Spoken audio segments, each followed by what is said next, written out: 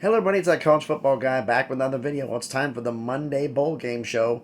We're gonna do a preview here of the 4 bowl games that'll be kicking off here. It is right now 9:59 Central Time, 10:59 Eastern. Bowl games kick off at noon Eastern, so hopefully this will upload before it hits. But let's get the housekeeping out of the way. Everyone, please smash the like button. It helps with the algorithm, helps with the analytics, helps me to be seen by more people. Comment on the video. Love interacting with everybody. Subscribe to the channel. We're on our way to 300 subscribers to see if we can get there. Now, the 4 preview games. The noon Eastern, the Relia Quest Bowl. Mississippi State 8-4 versus Illinois 8-4. Mississippi State is going to be on an emotional roller coaster due to the passing of Mike Leach. Defensive coordinator Zach Arnett, if you didn't know, is named the full-time, has been named formally the head coach, signed a new deal. Will Rogers, Mississippi State starting quarterback, 34 TDs, 6 INTs, 3,713 yards passing. They score 32.7 points per game. They give up 24.2, so about an 8-point in the positive. But safety Colin Duncan, one of their key players, he opted out for the NFL draft. For Illinois, they're scoring 25 points per game, but giving up 12.7, excuse me. Number 1 in FBS, the best defense in the country. Tommy DeVito, 15 TDs, 4 INTs, 2,397 yards. Chase Brown, the leading rusher, 1,643 yards. In fact, I think he led the Big Ten. He opted out, so Reggie Love, I believe his name is, will be taking his place in his place. Illinois' defense also has 22 INTs on there, which helps against a high-powered offense. Mississippi State's favored by 2.5, and everybody's thinking they're going to win this game, and the sportsbook thinks so. But I just think that it's just the emotions are just going to be too much, and I'm picking Illinois to beat Mississippi State. That may not be a popular decision, but that's what I'm making. 1 p.m. Eastern, the Cotton Bowl, 11-2 Tulane at 11-2 USC. USC is a 1.5-point favorite. For Tulane, Michael Pratt, their leading quarterback, 2,776 yards, 25 touchdowns, 5 INTs, plus 10 rushing touchdowns. They're scoring 35 points a game. Ty J. Spears, leading rusher, 1,376 yards and 15 rushing touchdowns. They're scoring 35. They're giving up 20.5. Someone's at 15 points, 14.5. That's a pretty good margin. They're 18th in FBS against the pass at 188 yards allowed per game, which is big considering the fact that you're going up against USC. And Caleb Williams, he suffered a hamstring injury. He's probable to play, but he may not. And if he doesn't play, USC has no shot in this game. But Caleb with his 37 touchdowns, 4 INTs, 4,075 yards passing, plus 10 rushing touchdowns. SC scoring 41.1 points per game. They're giving up 27.9, a little less of margin than Tulane. But their problem is injuries and opt-outs. Number 1 receiver Jordan Addison, he's out with an ankle injury. Center Brent Nealon's out with a lower leg injury. Leading rusher Travis Dye is out with a knee injury.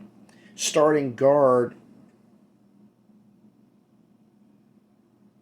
Andre Corkus, I remember his name. I don't know. He went in the portal, along with linebacker Raylan Goforth is also in the portal. So they're in players who are in the portal, and they're out. They only, Tulane only has 1 out. SC is favored, but I think the injuries will be too much, and with Caleb Williams possibly not having a hamstring injury means he can't move around in the pocket with Tulane's pass rush and pass defense. I got to pick Tulane to pull the upset here and beat USC in the Cotton Bowl. Now let's talk about another 1 p.m. Eastern. The Citrus Bowl, 9-4 LSU against 8-5 Purdue. LSU comes in a 14.5-point favorite.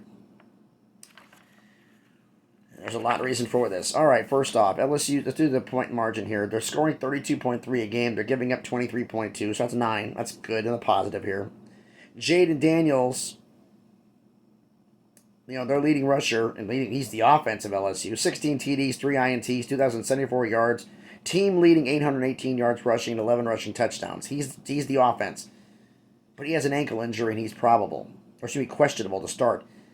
Garrett Nussmeier, who only has 3 TDs, 3 INTs, and 627 yards passing for his career, for this season, may be starting if Jalen's out.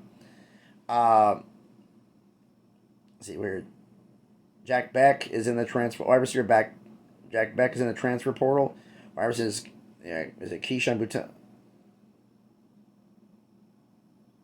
Bodle? Jerry Jenkins? Troy Jenkins? I wrote this fast, folks. But they about 2 wide receivers are opted out in the portal, along with 2 defensive ends, Jokeby and Gay, plus cornerback Mekhi Garner, all opted out for the NFL draft. So that's a lot of players out for LSU. For Purdue, they got a bigger problem.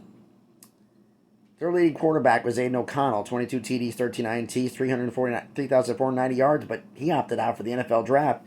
So that means Austin Burton will start. Will start, and he's not exactly great.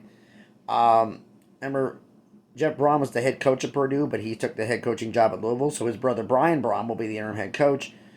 Wide receivers Payne Durham and number 1 wide receiver Charlie Jones both opted out for the NFL draft. And their starting left guard, Spencer Halstead, is in the portal. And Corey Trice, corner, and Jalen Graham, their linebackers, both opted out for the draft. So Purdue gives up 28 points a game and giving up 24, but your starting quarterback, your top 2 of your top wide receivers, I didn't mention the tight end here, he's also opted out. You're out a lot of offensive players. LSU has opt-outs, but they still have talent, and they're deeper. I'm going to pick LSU to win, but that 14.5, that is too rich for my blood. No way. And last but not least, 4 p.m. Eastern, the Rose Bowl. 10-2 Penn State at 10-3 Utah. Utah's a 2-point favorite. Utah is scoring 42.3 points per game, giving up 13 points a game average. Margin. Cam Rising, 25 touchdowns, 7 INTs, 2,939 yards. Their leading rusher, Thomas, opted out for the NFL draft, which means Bernard, their backup, is going to be with 474 yards rushing in the season. Will start.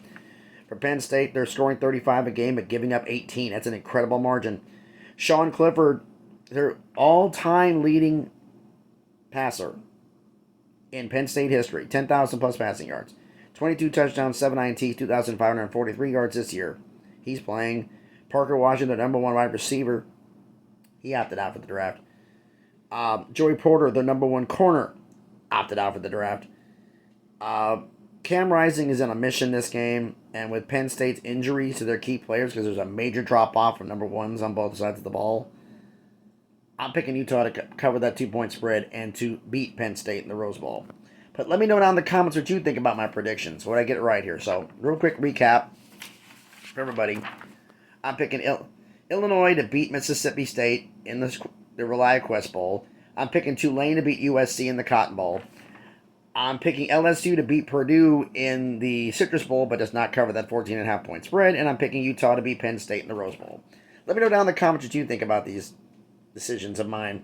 Let me know what you think. So thanks everybody for watching the video. Hope you have a great Monday. Enjoys the last bowl games, multiple bowl game day we have in college football, because after today there's only one left, and that's the national championship between Ohio State, between Georgia and TCU. Ohio State wishes they were in this. Thanks everybody for watching the video. Have a great Monday, and please be good to each other.